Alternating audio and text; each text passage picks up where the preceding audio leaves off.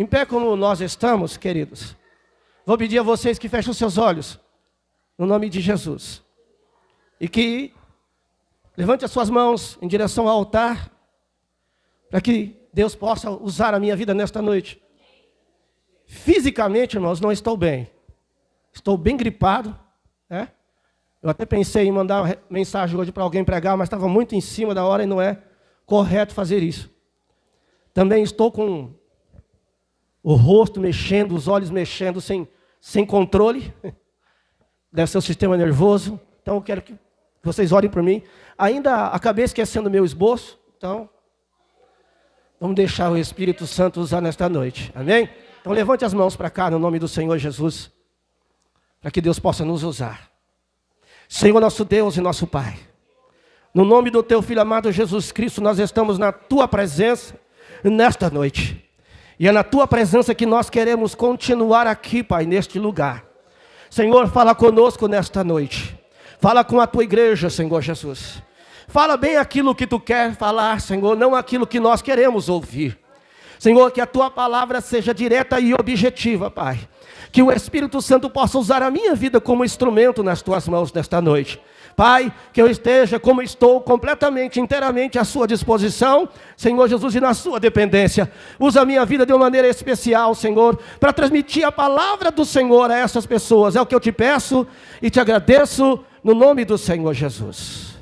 Amém. Queridos, primeira carta do apóstolo Paulo aos Coríntios, capítulo 10, versículo 11.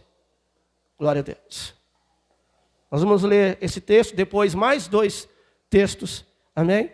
Eu gostaria que vocês acompanhassem. Primeira carta do apóstolo Paulo aos Coríntios, capítulo 10, versículo 11. Diz assim: essas coisas aconteceram a eles como exemplos e foram escritas como advertência a nós, sobre quem tem chegado o fim dos tempos. Na versão NVI. Amém? Também diz Romanos 15, versículo 4. Tudo que dantes foi escrito para o vosso exemplo foi escrito. Amém? Ainda em pé. Êxodo capítulo de número 32. Êxodo capítulo de número 32. Êxodo 32. Glória a Deus. Pode colocar o fundo aí, irmão. Se quiser tocar aqui também pode. Se alguém quiser se manifestar aqui, fazer o fundo, pode também. Êxodo 32. Quantos acharam, digam amém. O povo, ao ver que Moisés demorava a descer do monte, juntou-se ao redor de Arão e lhe disse: venha, faça para nós deuses que nos conduza, pois a esse Moisés, o homem que nos tirou do Egito, não sabemos o que lhe aconteceu. Respondeu-lhe Arão: tirem todos os enfeites de ouro, ou os brincos de ouro de suas mulheres, de seus filhos e filhas, e traga-nos a mim. Todos tiraram seus brincos de ouro e levaram a Arão. Ele os recebeu e os fundiu, transformando tudo num ídolo, que modelou com uma ferramenta própria, dando-lhe a forma de um bezerro. Então disseram: eis aí os seus deuses, ó Israel, que vos tiraram do Egito. Vendo isso, Arão edificou um altar diante do bezerro e anunciou: amanhã haverá a esta hora uma grande festa ao Senhor. Na manhã seguinte ofereceram holocaustos e sacrifícios de comunhão. E o povo se sentou a comer e a beber, e levantou-se para se entregar à farra. Então o Senhor disse a Moisés: desça, porque o seu povo, que você tirou do Egito, corrompeu-se. Muito depressa se desviaram daquilo que lhes ordenei e fizeram um ídolo em forma de bezerro e curvaram-se diante dele, ofereceram-lhe sacrifícios e disseram: eis aí, ó Israel, os seus deuses que vos tiraram do Egito. Capítulo 33.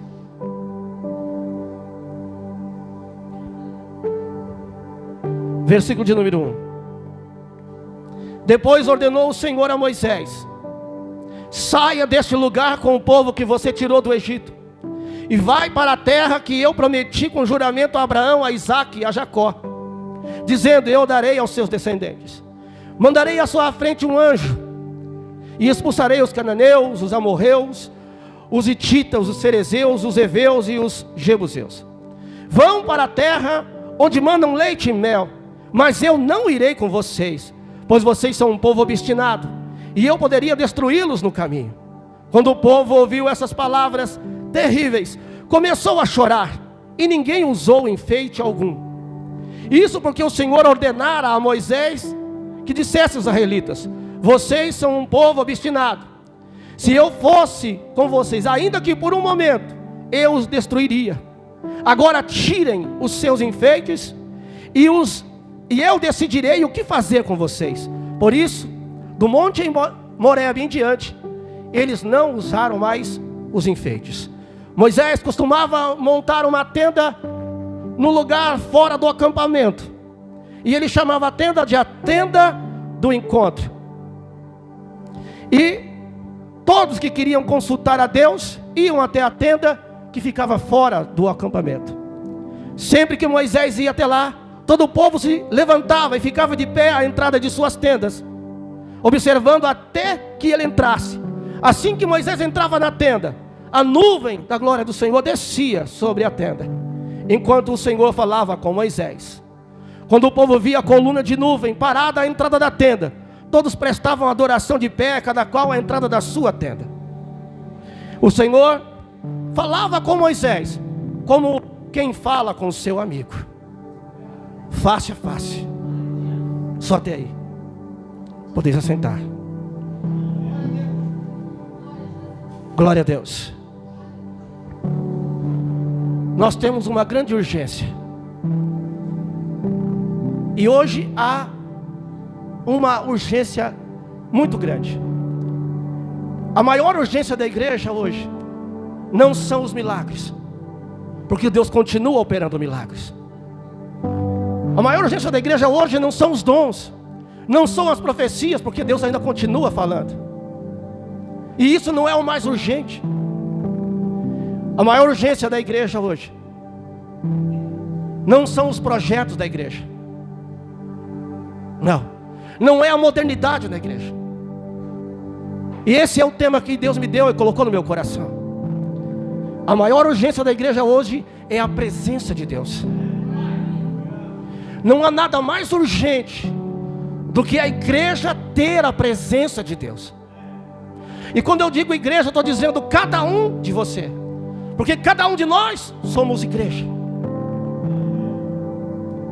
O mais urgente hoje é termos a presença de Deus em nossas vidas. Não há nada mais importante, mais urgente do que termos Deus em nós. O homem tem um vazio dentro dele, e esse vazio a riqueza não pode preencher. A esposa não preenche, o marido não preenche, o pai não preenche, a mãe não preenche. Este vazio é do tamanho de Deus, porque só Ele cabe dentro da pessoa. E este vazio, só este vazio é que enche a nossa vida. Nada mais pode nos fazer estar, como foi cantado aqui, louvado hoje aqui, estamos cheios da presença de Deus, alegres pelo amor de Deus, do que ter a presença dele em nós. Sem a presença de Deus, nossas vidas são vazias. Sem a presença de Deus, nossos cultos não têm vida. Sem a presença de Deus, nossos louvores não têm unção. E sem a presença de Deus, as nossas pregações não têm graça. Ela não tem nenhuma graça. Porque o que mais nós precisamos aqui nas nossas casas, nas casas de paz, durante a noite, enquanto estamos acordados, porque nada pode preencher isso, é a presença de Deus. Quando estamos andando pelas ruas, viajando, trabalhando, ou olhando para o céu, nada pode preencher esse vazio, senão a presença de Deus. A presença de Deus, ela é tudo. Mas deixa eu dizer uma coisa que Deus colocou no meu coração. E esta semana eu fiquei a semana inteira falando com meu pai, o pastor Alfeu, nós conversando sobre isso. Eu e ele sentavam toda tarde, depois que eu orava, para conversar sobre essa palavra. E quando eu estava tomando banho, me veio uma palavra que eu creio que é do Espírito Santo. Ele disse para mim: muitos querem chegar às minhas mãos, querem as coisas das minhas mãos, mas não querem chegar aos meus pés. Só que para chegar às minhas mãos, tem que obrigatoriamente passar pelos meus pés. Porque ninguém chega nas mãos de Deus sem chegar primeiro aos pés do Senhor. O lugar mais alto que nós podemos chegar nesta noite, e sempre é aos pés do Senhor. Ali está a sua presença. Muitos querem as minhas mãos, mas nós primeiro temos que chegar aos pés do Senhor. Agora, se nós constatamos, diagnosticamos que a coisa mais importante nesta vida, querido, porque na outra, na eternidade, você vai saber, porque você vai estar com Deus, e este vazio vai estar completamente preenchido, que você vai estar morando na eternidade, na glória com Deus. E lá você não vai sentir falta de absolutamente nada, porque a glória de Deus vai te preencher por completo. Porque lá a glória, eu vou repetir, queridos, lá a glória de Deus vai te preencher por completo. Lá a glória de Deus vem em toda a plenitude. Porque Moisés, aqui no capítulo 33, a partir do versículo 20, quando ele começa a pedir a Deus para que Deus revelasse, mostrasse a glória dele, Deus falou: Moisés, ninguém jamais me viu e ficou vivo. Então quando eu passar pela rocha, eu vou passar de costas. Você se coloca na brecha, na fenda da rocha, e eu vou colocar a minha mão e vou passar de costa. E aí você olha, porque você não pode contemplar a minha glória. Moisés viu ali, eu vou dizer para você nesta noite, uma fagulha, um pedaço, uma lasca da glória de Deus. Porque a glória de Deus por completo só na eternidade. Lá nós o veremos toda a sua glória, aleluia. Mas só lá. Até mesmo Marta, no capítulo 11 do Evangelho de João, quando fala com Jesus: Senhor, se tu tivesse aqui, meu irmão não teria morrido. Jesus disse: ei Marta, ele vai ressuscitar, Marta. Ele vai. Aí ela disse: sim, ele vai ressuscitar na ressurreição do último dia. Ele disse: não, Marta, se tu creres, verás a glória de Deus, aleluia.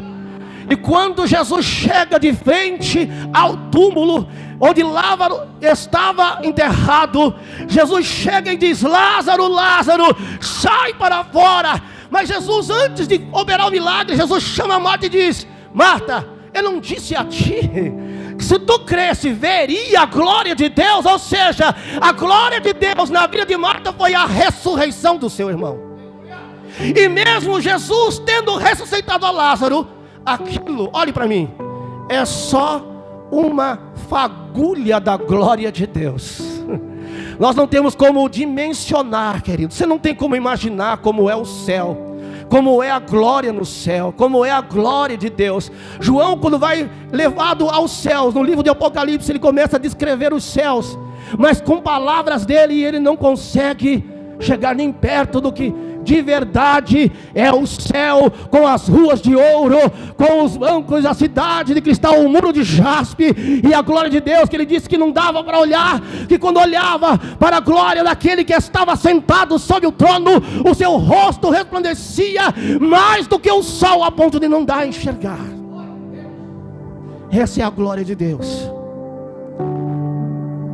Agora, se a coisa mais urgente para a igreja é a presença de Deus, então nós temos que entender que tem alguma coisa que nos afasta da presença de Deus.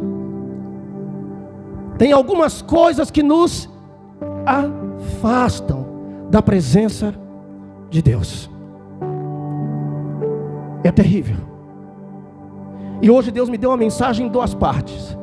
Primeiro, as coisas que nos afastam da presença de Deus, e depois eu vou falar das coisas que nos aproximam da presença de Deus. O capítulo 32 que nós lemos, Moisés sobe ao monte Horebe, chamado monte de Deus, e vai orar, porque Deus ordenou que ele fizesse isso. Moisés sobe ao monte Horebe. Lá Deus fala com Moisés.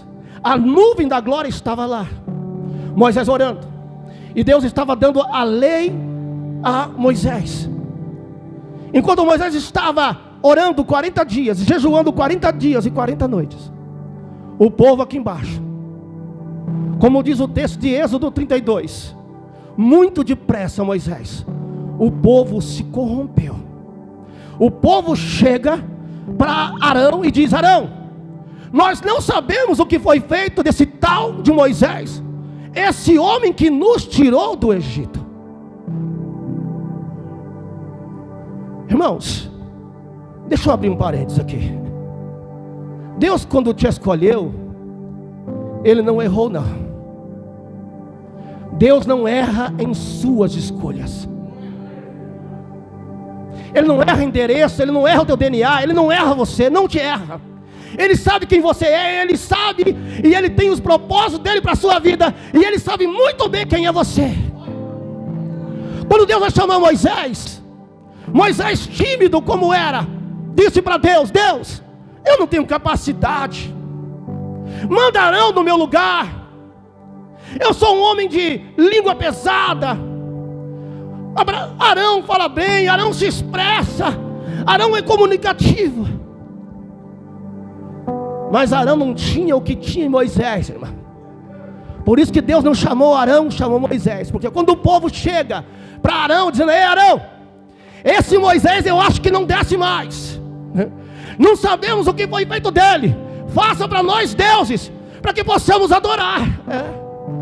E Arão, irmãos, olhem bem para mim, não repreende o povo, não corrige o povo, não argumenta, não diz que não, simplesmente ele diz: tragam todos os enfeites de ouro,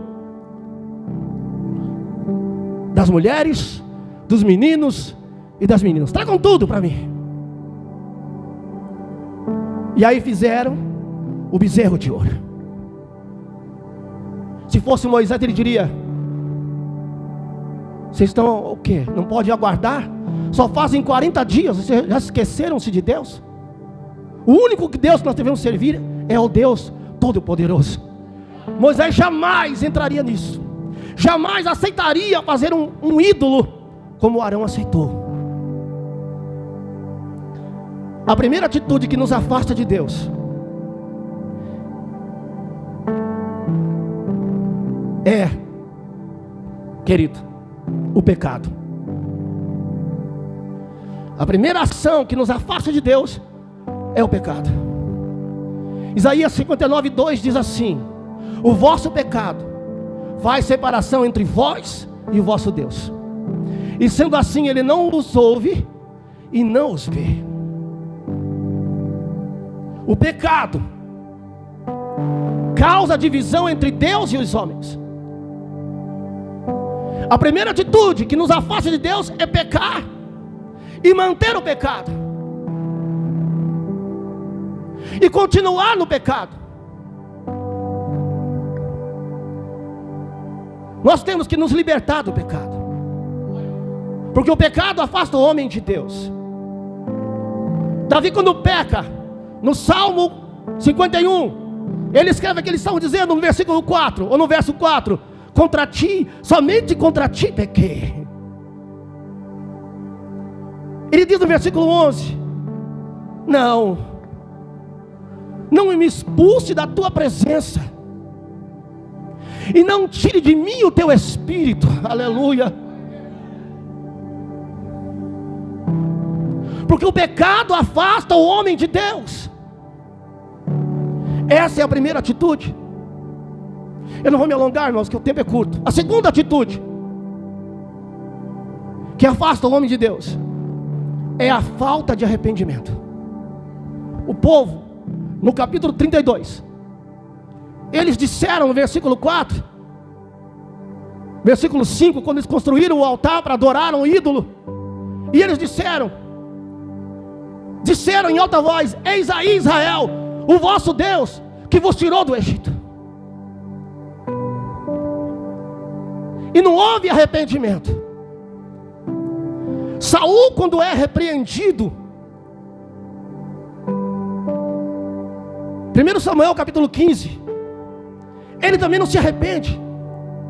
Disseram para ele: esse que é o osso, um balido de ovelhas. Não foi te mandado invadir a terra dos amalequitas e matar a todos, e não trazer nenhum despojo de lá? Ele disse: mas nós trouxemos o melhor do gado, o melhor do boi, e trouxemos também o rei. Sabe o que é isso, irmão? Falta de arrependimento. Deus envia o profeta, fala e traz uma palavra de correção, e a pessoa acha que está tudo bem, está tudo tranquilo. E eu estou falando de arrependimento e não de remorso. Eu não estou falando de arrependimento, não de lágrimas de crocodilo. Quando você de fato se arrepende do que fez, como é o caso de Davi no Salmo 51.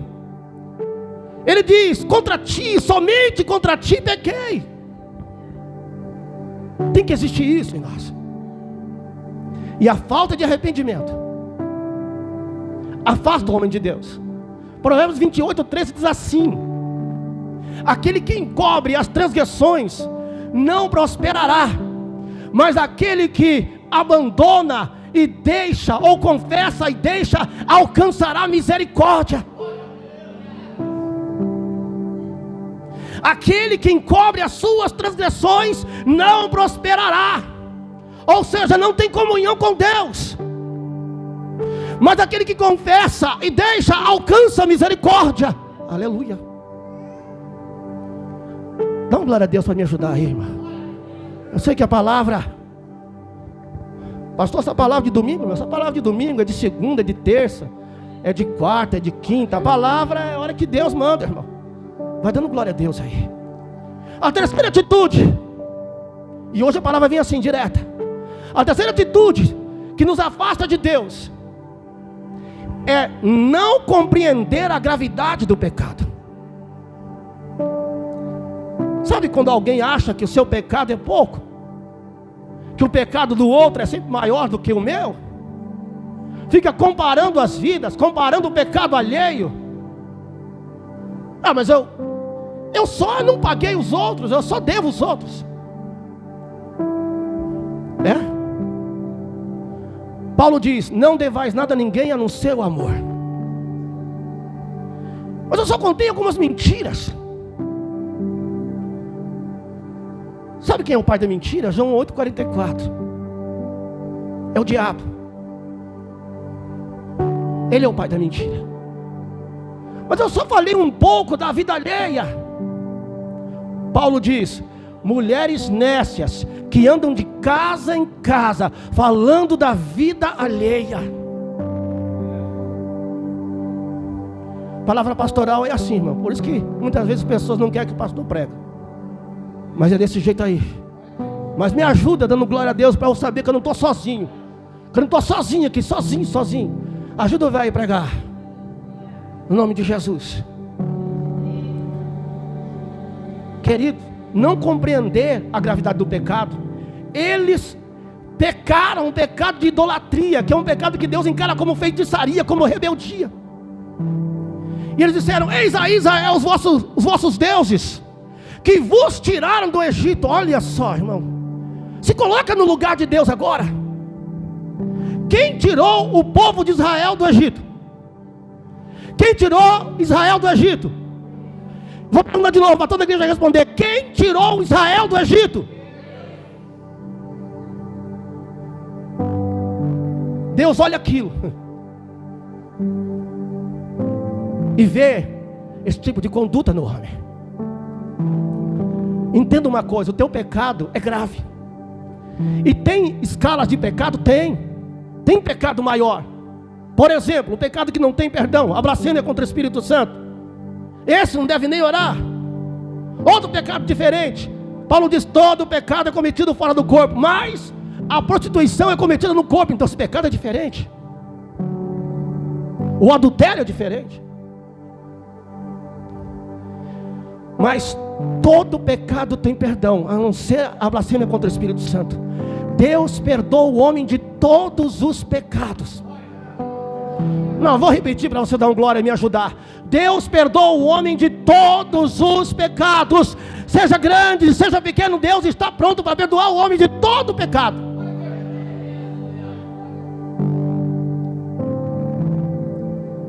O pecado é tão grave. Olhe bem para mim aqui. É tão grave que ele traz a morte, Tom. Romanos 6:23 diz: e o salário do pecado é a morte. O salário do pecado é a morte. Que morte é?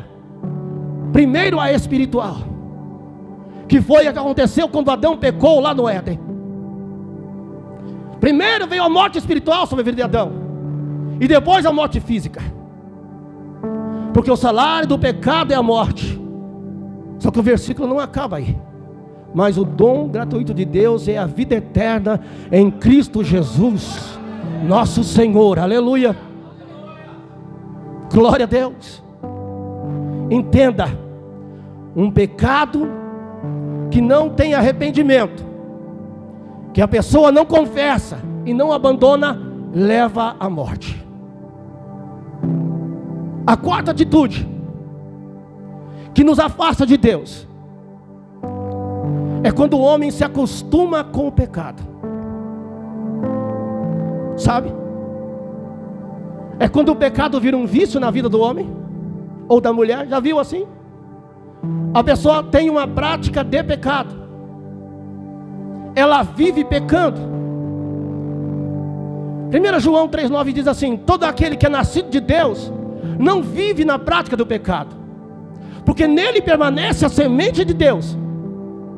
Sendo assim, ele não vive pecando, pois é nascido de Deus. Todo aquele que é nascido de Deus não vive na prática do pecado. A Bíblia não está dizendo que o homem não peca, porque Deus sabe que o homem peca. O que a Bíblia quer dizer é que o homem não vai viver na vida ou na prática do pecado. Sabe aquele pecado que se transformou em um vício, e que volta e meia você cai nele, e que volta e meia você se vê embaraçado, emaranhado nele, e você fala: caí de novo no mesmo pecado. Esse tipo de pecado, essa prática que não deixa. Passa um ano, passa 3, passa 5, e a pessoa tendo o mesmo problema com o pecado. Se a língua não se detém na boca, ela continua com a língua felina. Se mente, continua mentindo. Vive na prática do pecado. Mas todo aquele que é nascido de Deus não vive na prática do pecado, porque nele permanece a semente de Deus. A semente de Deus aqui é o Espírito Santo, que está dentro de mim e está dentro de você. Em mim e você permanece a semente de Deus, que é o Espírito de Deus. Pois aquele que é nascido de Deus não vive pecando. Eu não posso me acostumar com uma vida tendo os mesmos pecados todos os dias, ou toda semana, ou todos os meses. Vícios, erros constantes, os mesmos. Se eu sou nascido de Deus, eu não vivo na prática do pecado, porque isso nos afasta de Deus. A quinta atitude que nos afasta da presença de Deus é não sentir a ausência do Espírito Santo. Quando a pessoa, meu amado, minha amada irmã, meu irmão, me ajuda a pregar. Quando o irmão ou a irmã não sente mais a ausência do Espírito de Deus, já foi. Deixa eu explicar uma coisa para vocês. Davi, no Salmo 51, que eu acabei de falar, versículo 11, ele disse: olha, não me expulse da tua presença, não retire de mim o teu Espírito. Sabe como era a operação do Espírito de Deus no Antigo Testamento? Sabe? O Espírito Santo não habitava no homem no Antigo Testamento. O Espírito de Deus descia sobre a vida do homem, dos patriarcas, dos juízes, dos profetas, descia, realizava e se retirava. Não havia a habitação do Espírito Santo em ninguém no Antigo Testamento. E mesmo assim, Davi pede para Deus não retirar dele o Espírito. Agora, se Davi pede isso, mesmo não tendo a presença, a moradia, mesmo não sendo a habitação do Espírito Santo, imagina você hoje. 1 Coríntios 6 diz que seu corpo é o templo do Espírito, é a habitação de Deus, aleluia. Deus habita em você através do Espírito Santo. Mas como posso eu pecar e não sentir a ausência dele? Porque se há um pecado, se não há arrependimento, se não há confissão, e se não abandona, o Espírito se retira.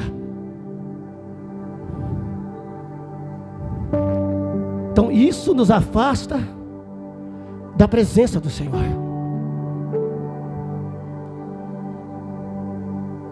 E isto nos afasta da presença do Senhor. Quando não sentimos mais a ausência do Espírito Santo. Quantos aqui tem a habitação do Espírito Santo? Levante a sua mão comigo, por favor, para que eu veja quantos tem. Se ele sair, você sente a ausência dele? Se ele se retirar, você sente a ausência dele? É ele que te livrou da culpa do pecado. Foi ele que te livrou do poder do pecado. E é ele que está em você para te empoderar, para você vencer o pecado. Sem ele você não vence nada. Sem Jesus, como ele mesmo disse em João 15, versículo 5, Jesus falando: sem mim nada podeis fazer. Sem Jesus nós não temos nada, não somos nada, não vamos a lugar nenhum e não podemos nada. Mas com Ele nós temos tudo, podemos tudo, porque Ele é o dono de tudo. Aleluia.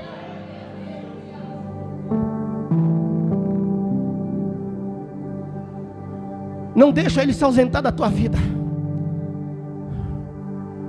Não deixa que Ele se afaste da tua vida. A certa atitude que nos afasta da presença de Deus é quando pecamos e sabe o que fazemos? Paramos com tudo. Ficamos em casa, não vou mais ao culto. Por quê? Porque eu pequei. Não lê mais a Bíblia. Por quê? Porque eu pequei.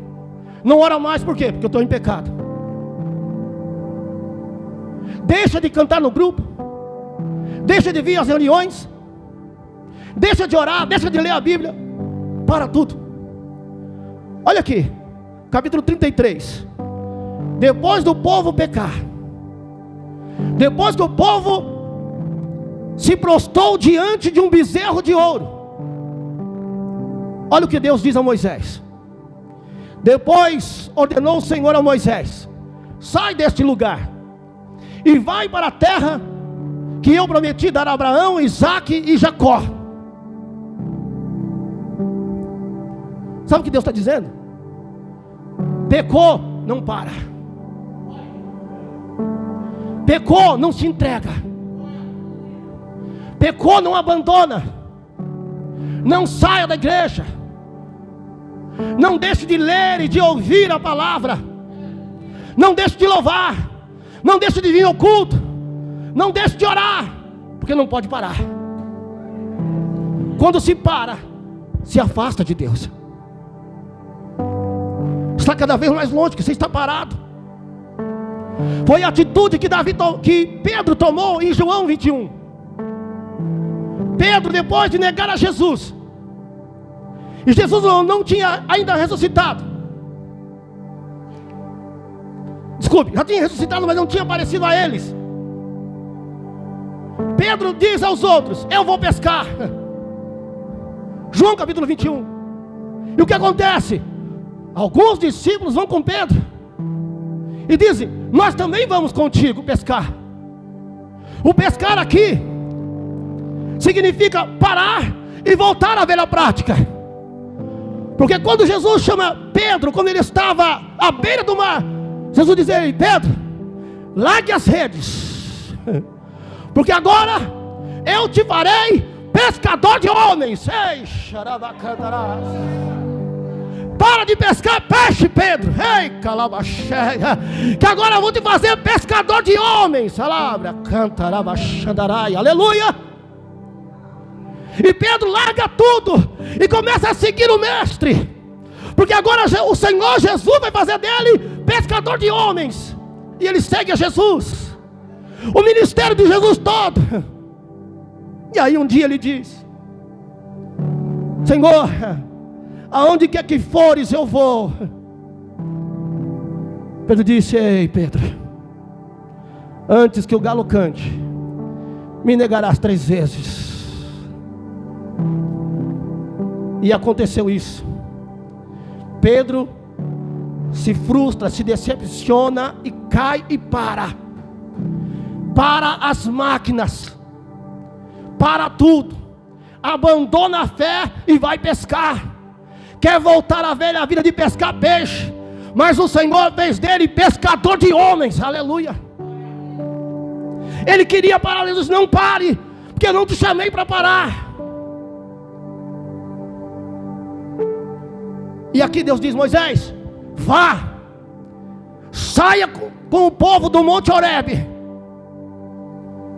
Que Deus está dizendo: vocês pecaram, se prostraram a ídolos, mas não pode parar. Aleluia. Tem que prosseguir. E aí no versículo 2 ele diz: eu enviarei com vocês um anjo, e vocês terão vitória sobre os amorreus, sobre os heteus, sobre os heveus, sobre os jebuseus e sobre os hititas. Pode ir, mas não para. Ele disse: porém, Moisés, eu não vou com este povo, porque este povo é obstinado, e se eu for com vocês eu os destruirei. Mas é para sair, é para partir, é para andar. Sai do Monte Horebe e vai para a terra que eu prometi que daria a Abraão, a Isaque e a Jacó. Ou seja, não é para parar. Eu pequei, eu não paro. E aí o Senhor diz a Moisés no versículo 5: Moisés, eu não vou com este povo. Esse povo é um povo obstinado. Sabe o que é obstinado? Teimoso, rebelde, desobediente. Isso que é obstinado. Eu não vou. Porque aí diz no versículo 5: se eu for, mesmo que seja só por um momento, eu destruirei a todos. Aí Deus dá uma ordem. E a ordem de Deus é essa aqui. Preste bem atenção nessa ordem. Agora, Israel, tire todos os enfeites. Todos. Arranca todos os enfeites. Tira tudo.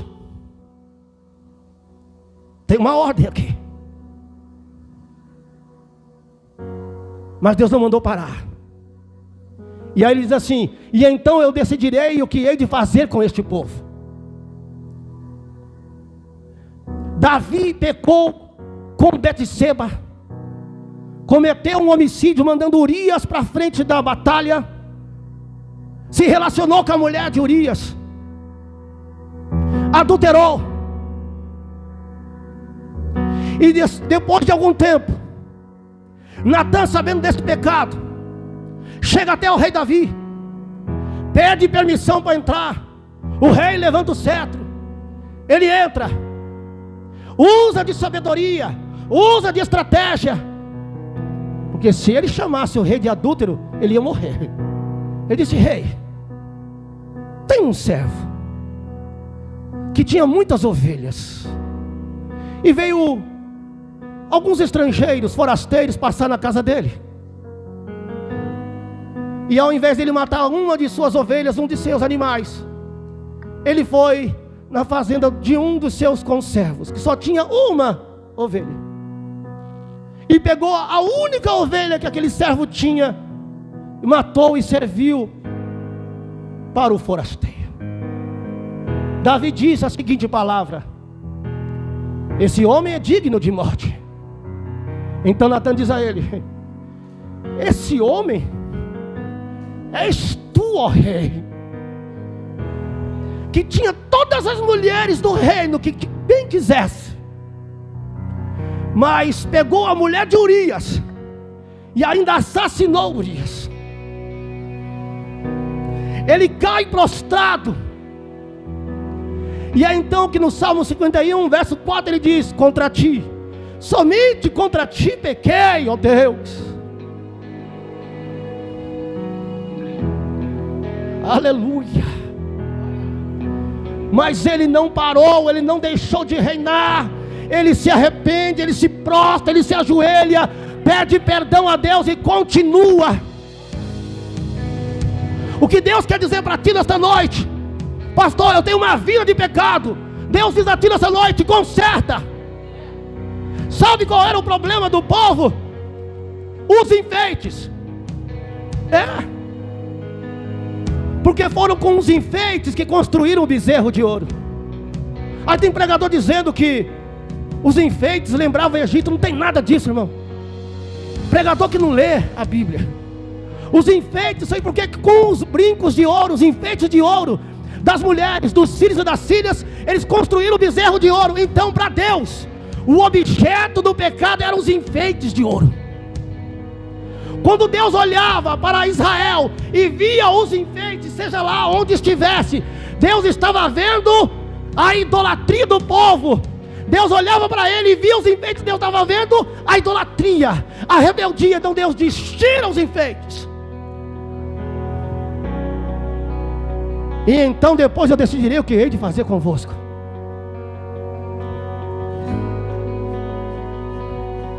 O objeto do pecado. A primeira atitude que nos aproxima de Deus, sabe qual é? A obediência. A obediência é a primeira atitude, a primeira de todas. Você pode procurar na Bíblia inteira, sempre vai estar a primeira coisa: obediência. Sem obediência não tem acordo. Sem obediência Deus nem fala. Sem obediência Deus não ouve. Sem obediência Deus não faz. Sem obediência Deus não realiza. Sem obediência Deus não se revela. Aleluia. Tem que ter obediência. 1 Samuel 15, 22, a Bíblia vai dizer: melhor é obedecer do que sacrificar. A obediência. E diz que no versículo 6: daquele dia e do Horebe em diante, o povo não usou mais os enfeites. Sabe o que isso quer dizer? Obediência. O povo arrancou o objeto que levaram eles a pecar. Deixa eu dizer uma coisa para ti, nesta noite: rompa. Chegou o dia de romper com tudo que te faz pecar. Hoje é a noite de romper com tudo que te faz pecar. Jogue fora, tire tudo que te faz pecar nessa noite. Pastor, mas o meu caso é a língua. Só não vou dizer para você arrancar, senão você nunca mais vai falar. Mas engole essa língua e começa a abençoar, porque a Bíblia diz que da mesma fonte não pode sair água doce e água amarga. Então Deus deixa aqui, olha para mim aqui.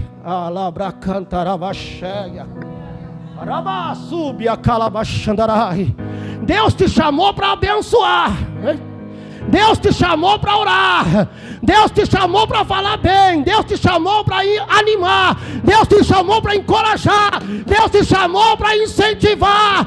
Então fecha a boca para falar mal. Ei, xarabacalabassúria. Ah, pastor, de vez em quando eu gosto de mentir. Acaba com a mentira, irmão. Para com esse negócio de mentir. Mente por tudo. Tem hora que não sabe nem mais quando está dizendo a verdade. Ei, calabassúria. Rabassoube, cantaraia. Ah, pastor, eu não consigo me dar bem com os outros. Eu sempre estou arrumando confusão. Deixa de ser explosivo. Deixa de ser grosseiro. Deixa de ser arrogante. Eita Deus, segura. Deixa de ser assim. Comece a amar o próximo. Comece a amar a Deus e ame ao próximo como a ti mesmo. Ei, xarabe, acomanai. O Senhor Jesus disse: ei, eu tenho uma lei para vocês. Sabe qual é a lei?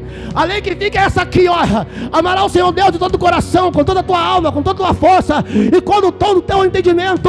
E a segunda é semelhante à primeira: amarás o teu próximo como a ti mesmo. Mateus 22, 37 ao 40. Chegou a hora de você amar o próximo. Aleluia. Ame ao próximo. Rompe hoje com aquilo que te faz pecar. Obedeça a palavra de Deus. Dá um glória a Deus para ouvir aí, irmão. Me ajuda o velhinho pregar. Dá um glória a Deus aí, para eu perceber que tu está entendendo. Primeira atitude é a obediência. Sem obediência não tem. Deus não fala com desobediente. Deus não vai com desobediente. Enquanto eles não fizeram o que Deus ordenou, Deus falou: eu não vou com vocês. Deus só vai contigo no teu carro, no caminho do ônibus, no caminho da tua casa, no caminho do trabalho, se você é obediente. Se for desobediente, pode andar de joelho daqui até não sei na onde, Deus não vai.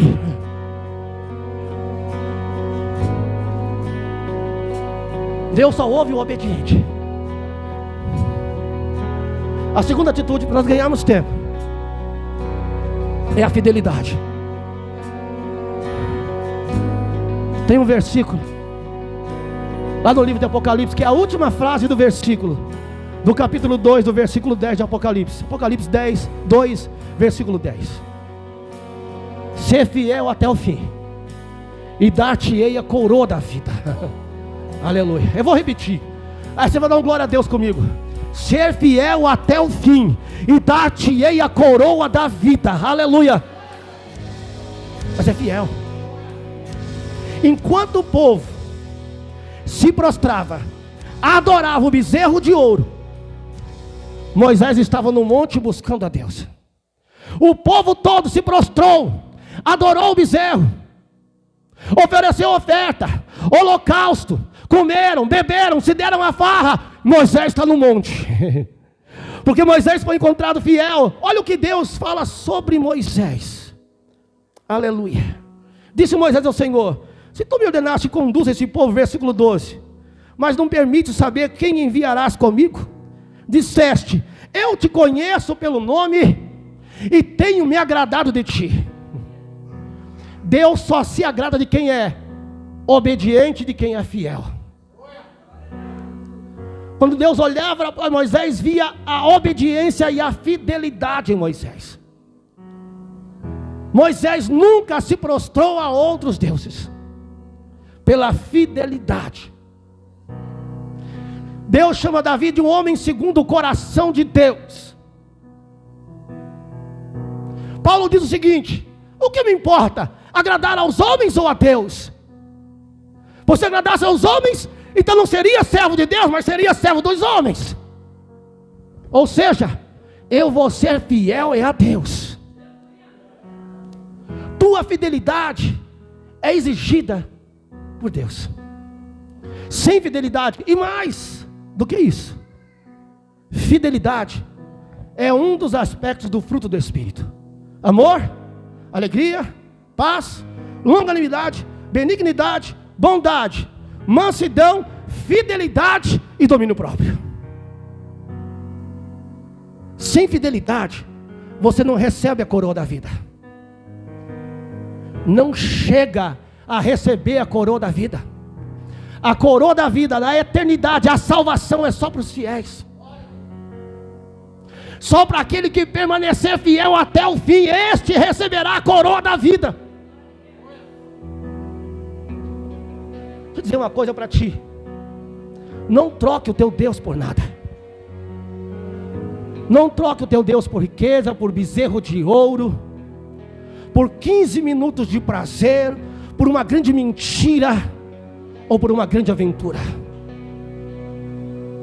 Não troca, não troque. Seja fiel ao teu Deus. Mantenha a fidelidade. Se quiserem te corromper, diga: não, eu sirvo a Deus. Aleluia. Glória a Deus. Um dos pais da igreja disseram assim para ele: Policarpo, Policarpo, tua sentença já está decretada, você vai morrer. Mas se você disser que nega, nós vamos te absolver. Policarpo foi discípulo do apóstolo João. Sabe o que ele disse?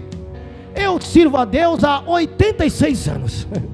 Ele nunca fez nada de mal a mim. Como poderia eu trair o meu rei? Aleluia. Aleluia. Não troque o seu Deus, a presença dele, por nada.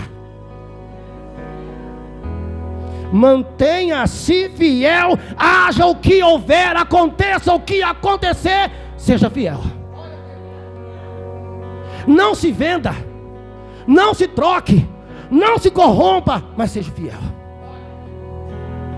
A terceira atitude que nos aproxima de Deus está aqui no versículo 7. Moisés costumava armar a sua tenda fora do arraial, e ele a chamava de tenda do encontro.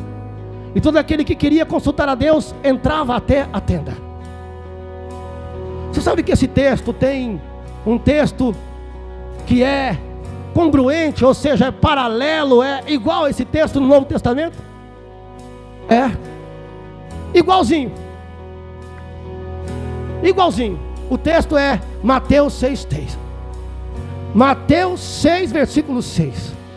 Quando for orar, entre no seu quarto, feche a porta, aleluia, e ore a Deus em secreto, e Deus te ouvirá em secreto e te recompensará, aleluia. Sabe o que isso quer dizer? Que eu e que você temos que ter uma tenda do encontro, temos que ter o quarto secreto, aleluia, o lugar da oração. Essa terceira atitude nos aproxima de Deus, porque eu nunca vi alguém estar perto de Deus sem orar a Deus. Nunca vi. Eu vou repetir: Moisés costumava montar a tenda. Costumar vem de costume. Costume é prática constante. Costume é hábito, ou seja, Moisés tinha o hábito de orar sempre a Deus. Aleluia. Não é à toa que Moisés, olha o que Deus disse para Moisés, no versículo 12 e no versículo 17: Moisés, eu te conheço pelo nome, e tenho me agradado de ti, Moisés. Para conhecer tem que ter intimidade. Mas isso aqui não foi alguém que falou, foi Deus que falou: Moisés, você não conhece de ouvir falar. Você, eu não vi algum dia não. Você eu conheço pelo nome, Moisés. E eu tenho me agradado de ti, Moisés. Comunhão, intimidade só se consegue no lugar da oração, na hora da oração, no lugar da oração, seja na tenda do encontro ou seja no quarto secreto, aonde o Deus que ouve e te vê secretamente te recompensará. Mas uma geração, irmão, que tem gente, tem crente, não estou falando daqui não, irmão, mas tem crente que a única oração que ele faz é a oração do começo do culto. Tem ou não tem? Ele ora 5 minutos, e mesmo assim olha no relógio 3 vezes. Parece que orou meia hora, mas só orou 5 minutos. O joelho é que nem rosto de neném, é lisinho, não tem nem calo, porque não desce no lugar da oração, porque não tem intimidade com Deus. Deus não vê de madrugada há muitos anos, nem durante a noite, nem durante a tarde, e nem durante o dia, porque não tem o lugar da oração. Jesus disse em Lucas 18:1, contou uma parábola aos discípulos, dizendo da importância de orar sempre sem desanimar. Orar sempre sem desanimar. Jesus ensinou os discípulos a orar. Jesus disse em Mateus 21:22: Tudo é possível ao que crer. Mas tem que orar. Precisa de ter lugar da oração, a hora da oração, o momento da oração, aonde se desce para falar com Deus, para se ter intimidade com Ele, para Ele te conhecer. E eu fiz essa pergunta para Deus esses dias: será que eu tenho agradado a Deus? Eu me fiz essa pergunta. Será que quando eu pego o troco errado e sei e não devolvo, será que eu agrado a Deus? Será que quando eu ultrapasso o sinal vermelho eu tenho agradado a Deus? Será que quando eu devo os outros e não pago, será que eu tenho agradado a Deus? Será que quando eu minto para alguém, será que eu tenho agradado a Deus?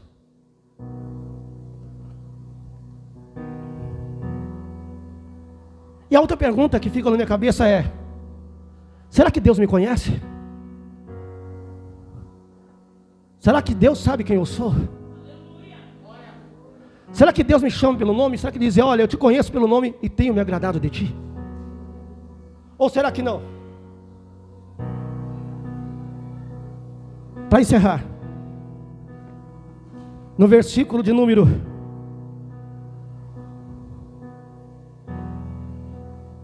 13, Moisés diz assim, e aqui vem a última atitude: Senhor, me revela os teus propósitos, para que eu te conheça e siga sendo aceito por ti.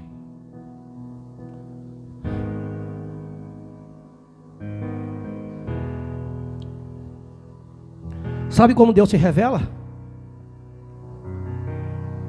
Aqui. Não tem outro lugar que Deus possa se revelar a não ser aqui.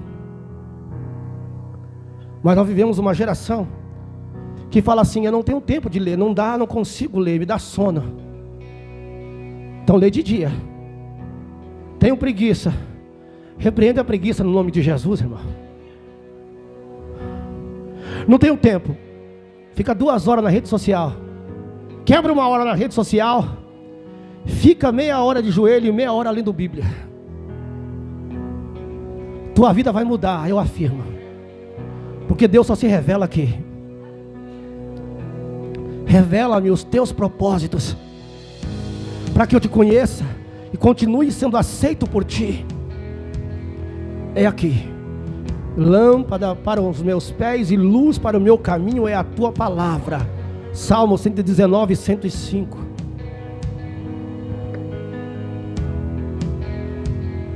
Nós só vamos ter sucesso, só vamos ter vitória. Você só vai ouvir o que está no versículo 17, se você agradar a Deus e se Deus te conhecer. Deus fala no versículo 5: tire todos os enfeites, e então eu decidirei o que fazer com vocês. Eu não sei quanto tempo durou. Eu só sei que no 17 é que ele vai responder. Só que ele não responde para o povo. Ele responde para quem ele conhece e para quem agrada a ele. Ele diz: Moisés, farei o que me pede. Irei convosco, porque tenho me agradado de ti e te conheço pelo nome. A bênção minha e sua está atrelada se você agrada a Deus e se você é conhecido dele. Se você não agrada a Deus, vai ficar sentado esperando. Se ele não te conhece é porque não tem intimidade, não tem comunhão. Jesus, ele orava constantemente, no templo ou no monte. Deus, quando chama Josué, ele diz a Josué no capítulo 1, versículo 9: Josué, tem um conselho para te dar. É esse aqui: não aparta da tua boca o livro desta lei, medita de dia e de noite. Arrume tempo para Deus, se você quer que Ele tenha tempo para você. Tiago 4,8 diz: chegai-vos a Deus e Ele chegará a vós. Mas a ordem é essa: eu tenho que chegar a Deus. E eu chego a Ele através da oração e através da palavra. Eu preciso ser obediente, fiel, ter o lugar da oração e viver uma vida de prática da palavra.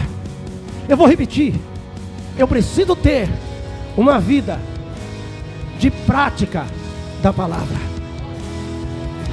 Não é só ouvir, é uma parte. Não é só ler, é uma parte. É praticar. Jesus falou em Mateus 7,24, no Sermão da Montanha: aquele que ouve essas minhas palavras e pratica é comparado ao homem sábio que construiu a sua casa sobre a rocha. Vem o vento, vem a chuva, bate contra a casa, mas ela não cai, aleluia, pois está edificada sobre a rocha, que é a palavra. Edifique a tua casa sobre a rocha.